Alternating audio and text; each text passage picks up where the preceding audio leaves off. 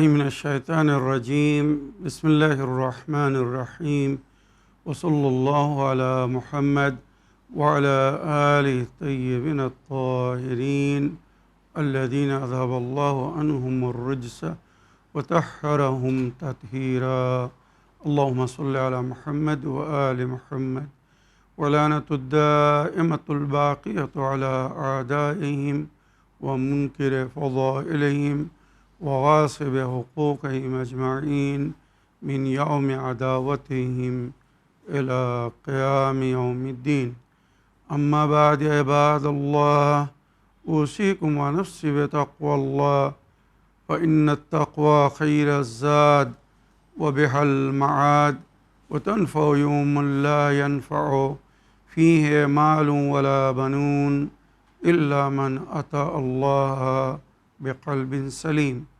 وصلى الله على محمد وعلى آله الطيبين الطاهرين اللهم صل على محمد وآل محمد وعجل فرجهم আমার প্রিয় দর্শক ও শ্রোতাবৃন্দ আসসালামু আলাইকুম ওয়া রাহমাতুল্লাহি ওয়া বারাকাতুহু। আশা করি আপনারা যে যেখানে আছেন ভালো আছেন, কুশল ও মঙ্গলে আছেন, সুখে থাকুন, শান্তিতে থাকুন, সমস্ত প্রকারের দুঃখ কষ্ট থেকে মুক্তিতে থাকুন। আল্লাহ রব্বুল আলামিনের কাছে এই কামনা করি। যারা অসুস্থ আল্লাহ তাদেরকে সুস্থতা দান করুন, যারা ঋণে ভুগছে আল্লাহ তাদেরকে ঋণ মুক্ত করুন। ওইরূপ যাদের জীবনে কোনো প্রকারের অভাব বা অশান্তি আছে আল্লাহ রব্বুল আলামিন তাদের সকলের জীবনে সুখ শান্তি দান করুন ও সকলের মনোকামনা ও আশাকে পূরণ করুন। আমাদের সকলকে সৎ পথে চলার, অসৎ পথ থেকে দূরে থাকার এবং এক অপরকে সৎ উপদেশ দেওয়ার তৌফিক দান করুন। আমরা যেন সত্য বা হক জিনিসকে জেনে শুনে মেনে তার উপরে আমল করে সেটা অন্যদের সামনে তুলে ধরতে পারি বা সকলের কাছে পৌঁছে দিতে পারি। আল্লাহ রব্বুল আলামিন আমাদেরকে সেই মনোবল ও নেক তৌফিক দান করুন। আমিন ইয়া রাব্বাল আলামিন। এই দোয়ার সঙ্গে আজকের পর্ব শুরু করতে চলেছি।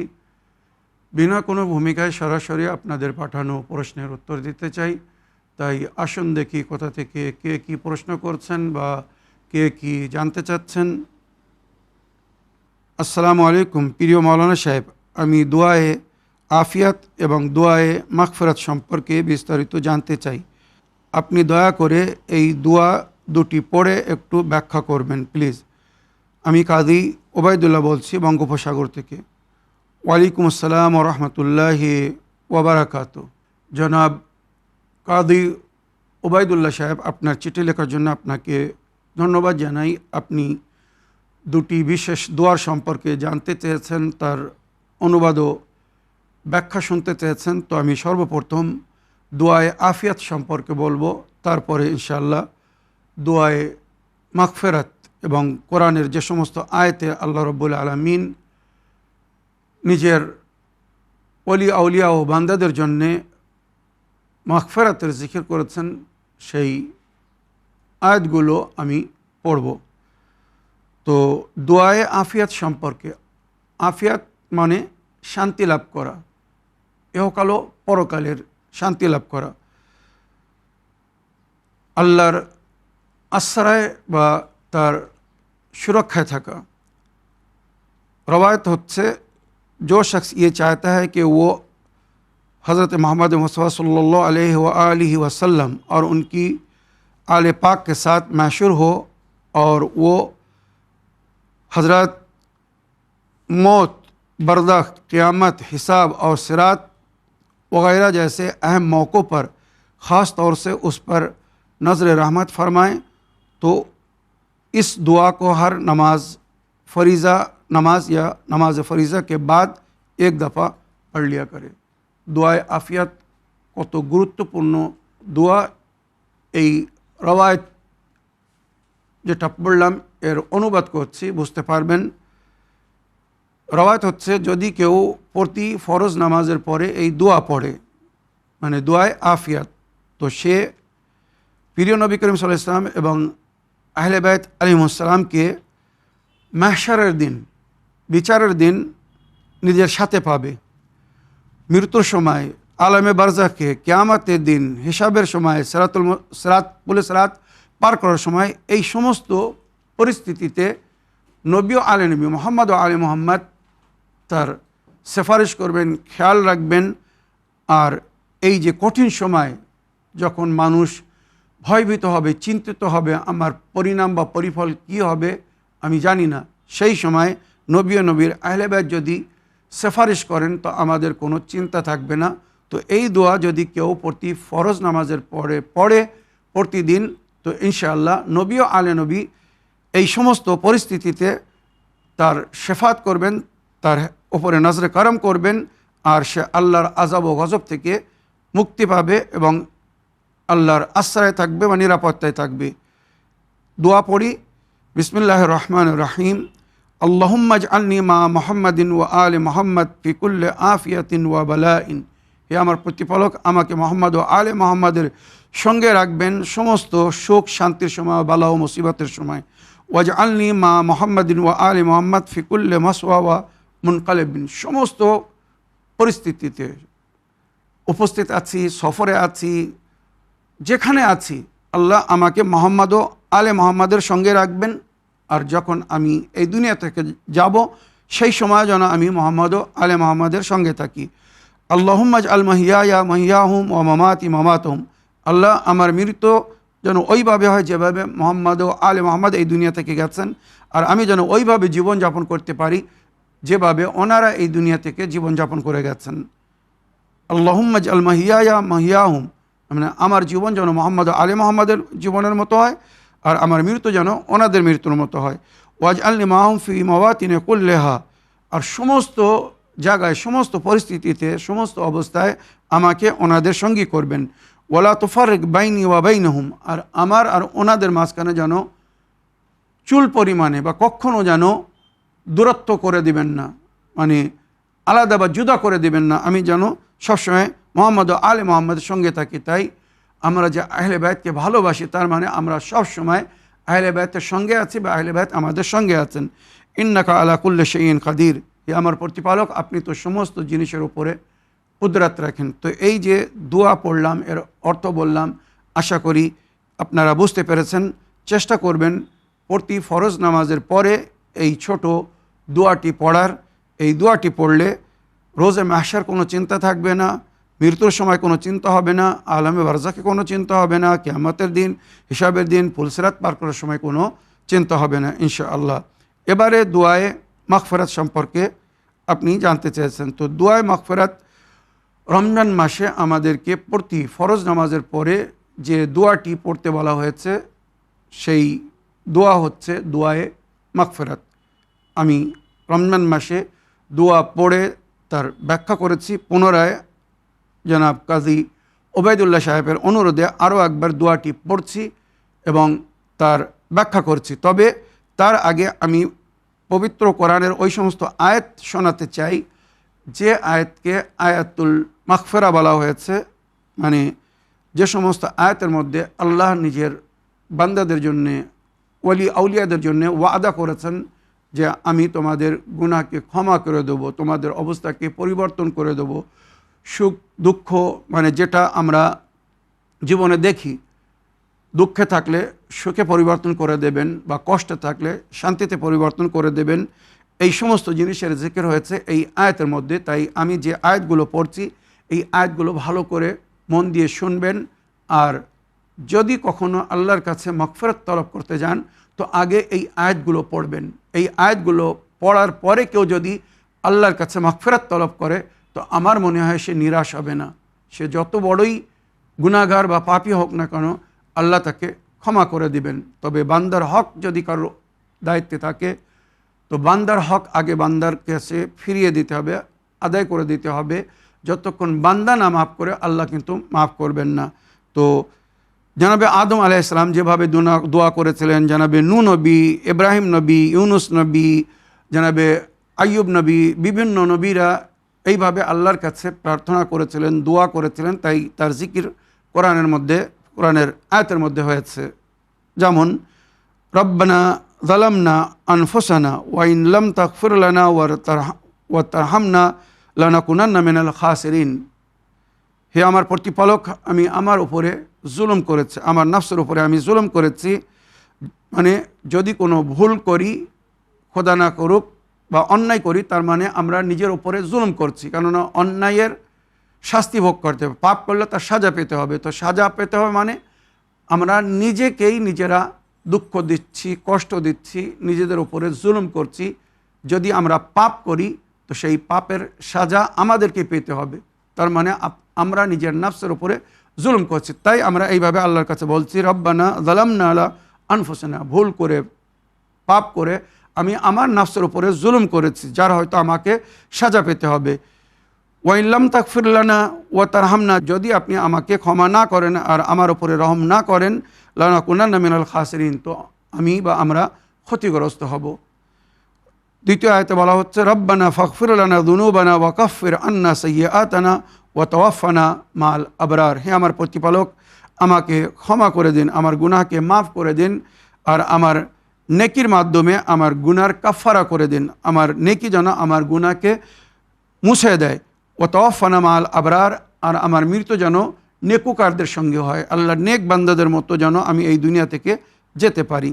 তারপরে আয়াত বলছে, জনাবি ইউনুস নবী যেটা মাছের পেটে পড়েছিলেন বা বলেছিলেন, লা ইলাহা ইল্লা আনতা সুবহানাকা ইন্নী কুনতু মিনাজ জালিমিন ফাস্তাজাবনা লাহু ওয়া নাজ্জায়নাহু মিনাল গাম্মি কাযালিকা নুনজিল মুমিনিন, হে আমার প্রতিপালক, আপনি পবিত্র, পাক, আমি অত্যাচার করেছি, নিজের নফসের উপরে জুলুম করেছি। তখন আল্লাহ বলছেন, আমি ইউনুস নবীর ডাক শুনেছি মাছের পেট থেকে, সে যখন আমাকে স্মরণ করেছে আর নিজের ভুলের উপরে নতশির হয়েছে। এখানে নবীদের বিভিন্ন ঘটনা আছে, কোন নবী কিভাবে তর্কে আওলা করেছিলেন। আমরা নবীদের জন্য কোনো পাপ বা গুনার মানে ধারণাও করতে পারি না। আল্লাহর নবী বা ইমামরা কখনো কোনো পাপ করেন না। হ্যাঁ, তর্কে আওলা বলা হয়, যেটা ছাড়া উচিত ছিল হয়তো ছাড়েননি। আর আমাদের জন্য যেগুলো মকরুহ, নবী বা ইমামদের জন্য সেগুলো প্রায় হারামের দরজা রাখে, মানে ওনারা এত ফরজ করতেন। তাই এখানে বলা হচ্ছে, জনাবি ইউনুস নবী যখন মাছের পেট থেকে বললেন, হে আমার প্রতিপালক, আপনি পাক ও পবিত্র, আর আমি আমার উপরে, আমার নফসের উপরে আমি জুলুম করেছি, ইন্নী কুনতু মিনাজ জালিমিন ফাস্তাজাবনা লাহু ওয়া নাজ্জায়নাহু মিনাল গাম্মি, তো আল্লাহ বলছেন, আমি তার ডাকে সাড়া দিয়েছি আর তার দুঃখকে নিবারণ করেছি। মাছের পেট থেকে জনাবি ইউনুস নবী বাইরে এসেছিলেন, বা মাছ জনাবি ইউনুস নবীকে নদীর বাইরে, সমুদ্রের বাইরে উগলে দিয়েছিল। আপনারা জানেন, ঘটনা শুনেছেন। লা ইলাহা ইল্লা আনতা সুবহানাকা ইন্নী কুনতু মিনাজ জালিমিন ফাস্তাজাবনা লাহু ওয়া নাজ্জায়নাহু মিনাল গাম্মি কাযালিকা নুনজিল মুমিনিন, এইভাবে আমি মুমিনদেরকেও নিজাত দিই, আল্লাহ বলছেন। তো যেমন আল্লাহ ইউনুস নবীকে নিজাত দিয়েছেন, ওইরূপ আমরাও যদি আল্লাহর সামনে নতশির হই, নিজের ভুল স্বীকার করি আর বলি, আল্লাহ, আমি গুনাহ করে, পাপ করে আমার নিজের উপরে আমি জুলুম করেছি, আমাকে ক্ষমা করে দিন, মাফ করে দিন, তো হয়তো আল্লাহ আমাদেরকেও ক্ষমা করে দিবেন। আর যেমন ইউনুস নবীকে নিজাত দিয়েছেন, আমাদেরকেও সমস্ত প্রকারের দুঃখ কষ্ট থেকে নিজাত দিবেন। কেননা বান্দা যখন পাপ করে, অন্যায় করে, জুলুম করে, তো ক্ষতিগ্রস্ত হয়। জালিমদের জন্য ডবল সাজা, দুনিয়াতে এবং আখিরাতে। তো যদি আল্লাহ আমাদেরকে ক্ষমা করে দেন, তো আমাদেরকে বালা মুসিবত থেকে নিজাত দান করবেন। তারপরে দোয়ায় বলা হচ্ছে, যেমন ইব্রাহিম নবী বা নূহ নবী, ঈসা নবী, বিভিন্ন নবীরা এইভাবে দোয়া করেছিলেন, রব্বানা গফিরলি ওয়া লিওয়ালিদাইয়া ওয়া লিল মুমিনিনা ইয়াওমা ইয়াকুমুল হিসাব, হে আমার প্রতিপালক, আমাকে এবং আমার মাতা পিতাকে, যেমন জনাবে ইব্রাহিম নবী দোয়া করেছিলেন, রব্বানা গফিরলি ওয়া লিওয়ালিদাইয়া ওয়া লিল মুমিনিনা ইয়াওমা ইয়াকুমুল হিসাব, হে আমার প্রতিপালক, আমাকে এবং আমার মাতা পিতাকে এবং মুমিনদেরকে, যারা ঈমান এনেছে তার আগে তারা ভুল করেছিল, তো ঈমান আনার পরে তাদেরকে ক্ষমা করে দিন, ইয়াওমা ইয়াকুমুল হিসাব, যেদিন হিসাব কায়েম হবে, মানে কিয়ামতের দিন, আল্লাহ আমাদেরকে ক্ষমা করে দেবেন। আস্তাগফিরুল্লাহ আল্লাযী লা ইলাহা ইল্লা হুয়াল হাইয়ুল কাইয়্যুম ওয়া আতুবু ইলাইহি, এটাকে সাইয়্যিদুল ইস্তিগফার বলা হয়েছে। সব সময় এই ইস্তিগফার করতে বলা হয়েছে, আস্তাগফিরুল্লাহ আল্লাযী লা ইলাহা ইল্লা হুয়াল হাইয়ুল কাইয়্যুম, আমি ক্ষমা চাই সেই আল্লাহর কাছে যার ছাড়া কোনো মাবুদ নেই, সে জীবিত এবং কাইয়্যুম, মানে সবসময় আমাদের উপরে দৃষ্টিপাত করে আছেন, নজর রেখে আছেন। ওয়া আতুবু ইলাইহি, এবং আল্লাহর দিকে আমি ফিরে যেতে চাই। যে ভুল করে আল্লাহর থেকে আমি দূরে চলে গেছি, আমি সেই পাপের প্রায়শ্চিত করে বা তওবা করে আমি আল্লাহর দিকে ফিরে যেতে চাই। যখন বান্দা এইভাবে আল্লাহকে স্মরণ করে, আল্লাহর জিকির করে, ইস্তেগফার করে, তখন আল্লাহ তাকে ক্ষমা করে দেয়, আবার পুনরায় নিজের নিকটে করে নেয়। রব্বিগফিরলি ওয়াতুব আলাইয়া ইন্নাকা আনতাত তাওয়াবুর রহিম, হে আমার প্রতিপালক, এটাকে দুআয়ে তওবা ও মাগফিরাতের জন্য বিশেষ বলা হয়েছে। রব্বিগফিরলি, হে আমার প্রতিপালক, আমাকে ক্ষমা করে দিন, মাফ করে দিন। ওয়াতুব আলাইয়া, আর আমার তওবাকে কবুল করে নিন। ইন্নাকা আনতাত তাওয়াবুর রহিম, আপনি তো তওবা গ্রহণকারী এবং রহম করনেওয়ালা, আমাদেরকে ক্ষমা করে দিন বা আমাকে ক্ষমা করে দিন। এইভাবে যদি এই আয়াত পড়ে তারপরে আল্লাহর কাছে মাগফিরাত তলব করা হয়, তো নিঃসন্দেহে সে আল্লাহর মাগফিরাত পাবে, আল্লাহ তার গুনাহকে ক্ষমা করে দেবেন। এবারে দোয়ায়ে মাগফিরাত, বিশেষ যে দোয়াকে দোয়ায়ে মাগফিরাত বলা হয়েছে, এটা কিন্তু একটি কমন দোয়া, সর্বসাধারণের জন্যে আল্লাহর কাছে আমরা দোয়া করছি এই দোয়ার মাধ্যমে। তো যখন আল্লাহ দেখে যে আমার বান্দা নিজেকে ছেড়ে বা নিজের সঙ্গে সঙ্গে অন্যদেরকে স্মরণ করছে, আমার অন্য বান্দাদের দুঃখ কষ্টকে স্মরণ করছে, তাদের জন্য মাগফিরাত তলব করছে, তাদের জন্য সুখ শান্তি কামনা করছে, তো তখন আল্লাহ ফেরেশতাকে বলে, এই বান্দার প্রয়োজনকে পুরো করে দাও। যে আমার বান্দাদের ওপরে রহম করছে, আমি তার উপরে কেন রহম করব না? আল্লাহ ইয়াকুনু ফি আউনে আবদেহ মা দামাল আবদু ফি আউনে আখিহ, হাদিসের মধ্যে উল্লেখ হয়েছে, আল্লাহ ততক্ষণ তার বান্দার উপরে রহম করে, নিজের রহমতের বর্ষণ করে, নিজের বান্দার মদত করে, যতক্ষণ সে তার ভাইদের খেয়াল রাখে, মানে আল্লাহর বান্দাদের সঙ্গে খেয়াল রাখে, নেক ব্যবহার করে, সৎ ব্যবহার করে। তো আমরা যদি আল্লাহর বান্দাদের খেয়াল রাখি, তো নিঃসন্দেহে আল্লাহ আমাদের খেয়াল রাখবেন। তো এই দুয়ার মধ্যে একটি একটি বাক্য যেটা আমরা বলছি, সব কিন্তু সাধারণ, মানে সকলের জন্য আমরা আল্লাহর কাছে দোয়া করছি। এখানে কোনো মুসলমান, নন মুসলিম, কোনো তাস্কেরা না, সবার জন্য দোয়া। তো এই দোয়াটা আমি পড়ছি আর তর্জমা করছি। আশা করি এর অর্থ যদি আপনারা বুঝতে পারেন, তো এই দোয়া কখনো মিস করবেন না। প্রতি ফরজ নামাজের পরে এই দোয়াটি পড়তে বলা হয়েছে। বিসমিল্লাহির রহমানির রহিম। আল্লাহুম্মা আদখিল আলা আহলিল কুবুরিস সুরুর, হে আমার প্রতিপালক, সমস্ত কবরবাসীদের ওপরে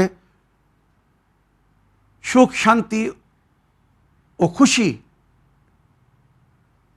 প্রবেশ করুন বা দান করুন, মানে কবরে খুশি প্রবেশ করুন, মানে কবরবাসীদেরকে খুশি দিন, সুখ শান্তি দান করুন। আল্লাহুম্মা আদখিল আলা আহলিল কুবুরিস সুরুর, আল্লাহুম্মা আগনি কুল্লা ফকির, আল্লাহ সমস্ত ফকিরকে গনি করে দিন, ধনী করে দিন, মানে তাদের অভাবকে দূর করে দিন।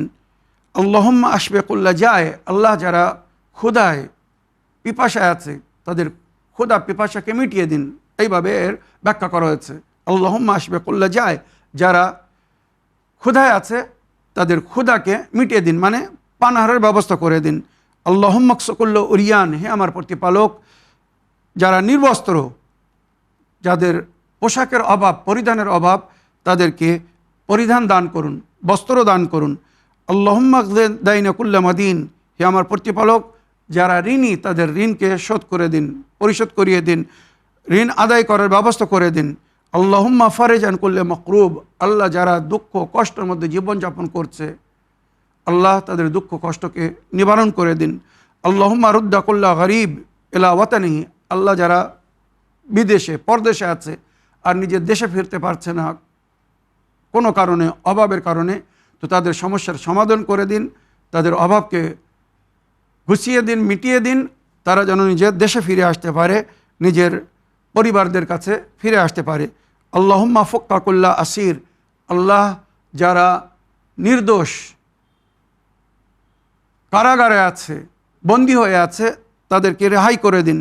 আল্লাহুম্মা আসলে কুল্লা ফাসিদিন মিন উমুরিল মুসলিমিন, হে আমার প্রতিপালক, মুসলমানদের মধ্যে যাদের মধ্যে সমস্যা আছে বা যাদের উমুর মানে জীবনে অশান্তি আছে বা বিঘ্ন ঘটে আছে, ফাসিদ মানে জীবনে বিঘ্ন ঘটে আছে, বিভিন্ন প্রকারের সমস্যার মধ্যে পড়ে আছে, আপোষে ঝগড়া করে হয়তো একটা অশান্তির মধ্যে জীবনযাপন করছে, তো আল্লাহ এই মুসলমানদের মধ্যে শান্তি ফিরিয়ে দিন, তাদের ফিতনা ফাসাদকে তাদের মাঝখান থেকে দূর করে দিন। কাশ এই দোয়া যদি কবুল হয়ে যেত আর উম্মাতে মুসলিমার মাঝখানে শান্তি ফিরে আসতো। এই যে ফিতনা ফাসাদের মধ্যে উম্মাতে মুসলিমা পড়ে আছে, কাশ আল্লাহর রহম হতো আর এই ফিতনা ও ফাসাদ থেকে তারা মুক্তি পেত। আল্লাহুম্মা আসলিহ কুল্লে ফাসিদিন মিন উমুরিল মুসলিমিন, মুসলমানদের যে সমস্ত কাজ ফিতনা বা ফাসাদের মধ্যে হয়ে আছে বা পড়ে আছে, আল্লাহ তার সমস্যার সমাধান করে দিন। আল্লাহুম্মা ইশফি কুল্লা মারিদ, হে আমার প্রতিপালক যারা অসুস্থ তাদেরকে সুস্থতা দান করুন। আল্লাহুম্মা সুদ্দা ফাকরানা মিগনাক, হে আমার প্রতিপালক আমাদের অভাবকে নিজের অর্থ দিয়ে, ধন দৌলত দিয়ে পুরো করে দিন, আমাদেরকে গনি করে দিন, বা আমাদের ফকর ফাঁকাকে, গুরবাতকে দূর করে দিন। আল্লাহুম্মা গাইয়ির সুআ হালানা বিহুসনি হালিক, হে আমার প্রতিপালক আমাদের এই দুরবস্থাকে সুঅবস্থায় পরিবর্তন করে দিন। যারা দুরবস্থায় বা সংকটের মধ্যে দুস্থ অবস্থায় জীবনযাপন করছে, আল্লাহ তাদের জীবনে সুখ শান্তি দান করুন, তাদেরকে সুস্থতা বা সুখের জীবন দান করুন, তাদের অবস্থাকে পরিবর্তন করে দিন। তাই আমাদেরকে প্রতি নামাজের কুনুতে এইভাবে দোয়া করতে বলা হয়েছে, আল্লাহুম্মা ইয়া মুকাল্লিবাল কুলুবি ওয়াল আবসার, ইয়া মুদাব্বিরাল লাইলি ওয়ান নাহার, ইয়া মুহাওওয়ালাল হাওলি ওয়াল আহওয়াল, হাউইল হালানা ইলা আহসানিল হাল। মনে রাখবেন এই দোয়াটা আমরা গ্রহ পরিবর্তনের সময়, নওরোজের সময় এই দোয়াটা পড়ি বিশেষ করে, কিন্তু এটা প্রতিদিন যদি পড়া হয় অতি উত্তম। তার মানে আমরা আল্লাহর কাছে দোয়া করছি, আল্লাহ আমাদের অবস্থাকে পরিবর্তন করে দিন। আমরা দুস্থ বা দুরবস্থার মধ্যে আছি, এটাকে সুস্থ বা সুঅবস্থায় পরিবর্তন করে দিন। আল্লাহুম্মা গাইয়ির সুহালানা বিহুসনি হালিক, আল্লাহুম্মা আকদি আন্নাদ দাইন, আল্লাহ আমাদের ঋণকে শোধ করে দিন। ওয়া আগনানা মিনাল ফাকর, আর অভাবকে নিবারণ করুন, আমাদেরকে গনি করে দিন। ইন্নাকা আলা কুল্লি শাইইন কাদির, আপনি তো সমস্ত জিনিসের উপরে কুদরত রাখেন। মফাতুল জানানে পৃষ্ঠা নম্বর 357 এই দোয়া আছে, বা সমস্ত দোয়ার অ্যাপের মধ্যে এই দোয়া আছে। আপনারা যদি এই দোয়াটা বিভিন্ন দোয়ার অ্যাপ থেকে নিতে পারেন অতি উত্তম, বা জান্নাতের চাবি যে বইটি আপনাদের জন্য প্রিন্ট করা হয়েছে, ওই জান্নাতের চাবি বইতে রমজান মাসের যে আমাল, ওখানে প্রথমেই এই দোয়া আছে। আশা করি এই দোয়াটা পড়ে এর থেকে লাভবান হবেন। এবারে আরেকটা প্রশ্ন পড়ি, দেখি কোথা থেকে কে কি জানতে চাচ্ছেন। আসসালামু আলাইকুম, জনাব মাওলানা সাব্বির রেজা সাহেব, আমি নদিয়া জেলা থেকে সুরাজ শেখ বলছি। মাওলানা সাহেব, আমার প্রশ্ন হলো, হজরত ইমাম জাইনুল আবেদিন আলাইহিস সালামের রিসালাতুল হুকুক থেকে মাতা পিতার উপরে একজন ছেলের কি হক, এই নিয়ে আপনি একটু বিস্তারিতভাবে আলোচনা করবেন। ওয়ালাইকুম আসসালাম ওয়া রাহমাতুল্লাহি ওয়া বারাকাতুহু। আমার প্রিয় ভাই সুরাজ শেখ সাহেব, সুন্দর প্রশ্ন করার জন্য আপনাকে ধন্যবাদ জানাই।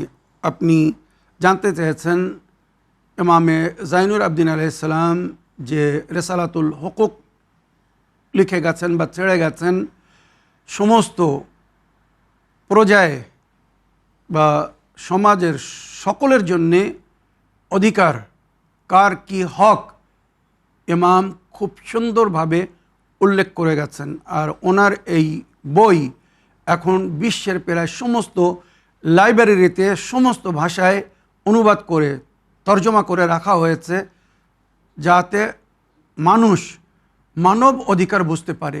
ইউনাইটেড নেশন, যুক্তরাষ্ট্রে এই রিসালাতুল হুকুক পড়ে শোনানো হয়েছিল। এগুলো শোনানোর পরে বা শোনার পরে সমস্ত বিশ্ববাসীরা বলতে বাধ্য হয়েছিল যে এই রিসালাতুল হুকুক শিয়াদের ইমামে জাইনুল আবেদিন আলাইহিস সালাম যেটা বয়ান করে গেছেন, যদি এর ওপরে আমাল করা হতো তো বিশ্বে কারোর সঙ্গে কারোর লড়াই হতো না, কেউ কারোর সঙ্গে অশান্তি করতো না। কেননা যখন সবাই নিজের নিজের হক বা অধিকার পেয়ে যেত, কেউ কারোর সঙ্গে মতভেদ করতো না। তাহলে চিন্তা করে দেখুন কত বড় জিনিস ইমামে জাইনুল আবেদিন আলাইহিস সালাম লিখে গেছেন বা রেখে গেছেন। তো সেই হুকুকের মধ্যে আপনি জানতে চেয়েছেন যে সন্তানের কি হক, ছেলের কি হক মাতা পিতার উপরে। তো ইমামে জাইনুল আবেদিন আলাইহিস সালাম বলছেন, আম্মা হক ওয়ালাদিকা ফাতালাম আন্নাহু মিনকা ওয়া মুযাফুন ইলাইকা ফি আজিলিদ দুনিয়া বিখাইরিহি ওয়া শাররিহি। ইমাম বলছেন, মনে রেখো, পিতাকে বা মাতা পিতাকে ইমাম বলছেন, তোমাদের সন্তানাদেরা, ছেলেরা তোমাদেরই অংশ, তোমাদের সঙ্গেই সম্পর্কিত বা জড়িত। দুনিয়ায় সমস্ত বিষয়ে তোমাদের থেকে তারা জড়িত আছে, ভালো করুক আর মন্দ করুক সেগুলো তোমার দিকে আসবে। মানে তোমরা নিজের সন্তানদেরকে সুন্দর শিক্ষা দাও, তারবিয়াত দাও। তারা যদি ভালো করে তো সুনাম তাদের সঙ্গে সঙ্গে তোমাদের দিকেও আসবে, আর যদি কুকাজ করে, খারাপ কাজ করে, তো বদনাম শুধু তারা হবে না, তাদের সঙ্গে সঙ্গে তোমরাও বদনাম হবে। তাদেরকে সুন্দর তারবিয়াত দেওয়া, সুন্দর শিক্ষা দেওয়া, এটা তোমাদের জিম্মেদারি। আল্লাহর তরফ থেকে তোমাদেরকে দায়িত্ব দেওয়া হয়েছে। মনে রাখবেন, মাতা পিতাকে জমিনে রব বলা হয়েছে। রব্বের হামুমা কামা রব্বায়ানি সাগীরা, হে আমার প্রতিপালক, আমার মাতা পিতার উপরে ওইভাবে রহম করুন যেমন তানারা আমাকে বা আমাদেরকে তরবিয়ত দেওয়ার সময়, রব্বায়ানি মানে লালন পালন করার সময় আমাদের উপরে রহম করেছিলেন। তো মাতা পিতাকে জমিনের উপরে আল্লাহর প্রতিনিধি বা রবের দরজা দেওয়া হয়েছে।